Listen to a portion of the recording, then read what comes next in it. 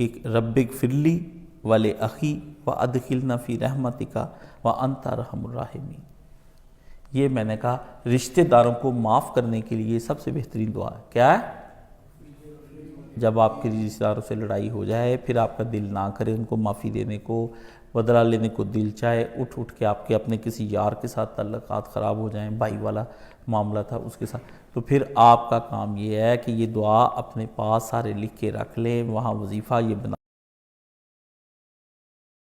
عزیز 40 دن کے بعد دل سے کینہ، بغض، عداوت، دشمنی سب دھل جائے گا. بندے کا دل نور علی نور ہو جائے گا.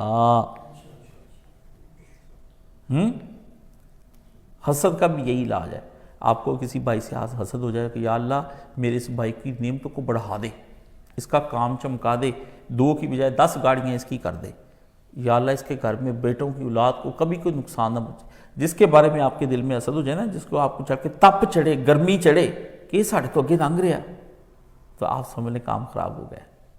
یا خیر مانگنے والا آدمی جو ہے نا، یہ سارے نا عداوتوں سے، کینے سے بچ سکتا ہے. خیر مانگیں. جس کی آپ نے غیبتیں کی ہیں اس کے لیے دعائیں کریں، اور اس کے منہ پہ بھی بتا دیں کہ میں نے آپ کی 2-3 غیبتیں کی تھی، مجھے معاف کر دیں.